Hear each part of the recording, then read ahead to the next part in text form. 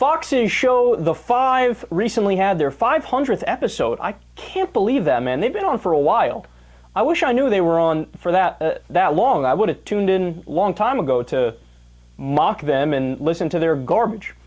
Well, we decided to have a little bit of fun here, so we're going to do a poll.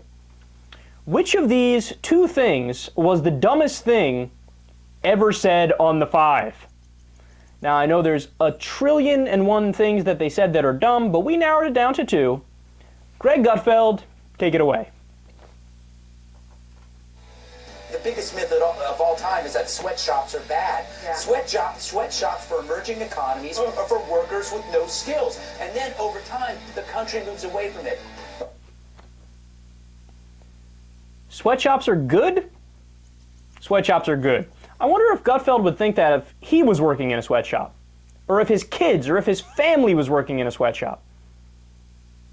I don't think he would. And I've heard this argument before. It really is sick. They say, oh, well, you got to understand, Kyle, it's better than the situation they were in before. That's convincing to you? Okay, so I'm going to come up to you and punch you in the face. Might break your nose a little bit, or it might just be a big bruise, but no big deal. Because the other thing I'll do is I'll staple your scrotum to your inner thigh. And you get to pick, hey, look, I punched you in the face. It could have been worse. I could have stapled your scrotum to your inner thigh. It's the lesser of the problems, so it's a good thing. Just because it's the lesser of two bad scenarios doesn't mean it's overall good and you should defend it. Oh, that's crazy.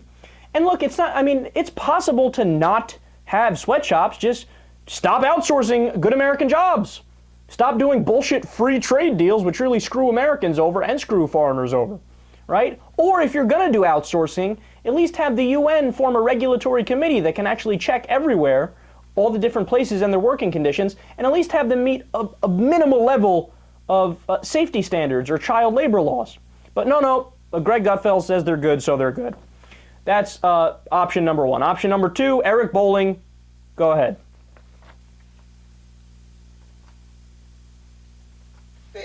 We had to take Saddam Hussein out. We had just been punched in the face with 9/11. The Afghanistan war was starting up. We had to do what we did. I think it was the smartest thing George Bush did. He restored confidence in America. The Iraq war was the smartest thing George Bush ever did. Wow, if that's the smartest, what was the dumbest? Oh, 100,000 people died. More than 100,000 people, according to most estimates. Civilians. And Saddam Hussein didn't attack us. Since when is that a normal thing? Like, no, of course, you attack people who didn't attack you first. The common sense position is the only time violence is justified is in self-defense. He threw that out the window. They're like, no, yeah, attack whoever. We don't care. And I love how then they move the goalpost to, oh, well, Saddam has weapons of mass destruction. He didn't have weapons of mass destruction. And even if he did, I don't buy the nonsense. He would have used them on us immediately. No, he wouldn't have. You made that up. And then they say, well, he's just a bad guy. Yeah, you know when he was being a bad guy and killing his own people? That was with our support. That was when we were actively supporting him, and we knew about it. There's that thing of picture of Rumsfeld shaking his hand. Please, man, please. There's bad guys all around the world. We don't try to take all of them out of power, right? And unfortunately, a lot of times we support bad guys who we know are bad guys. I don't know how you could possibly defend the Iraq War. Possibly one of the dumbest wars in history.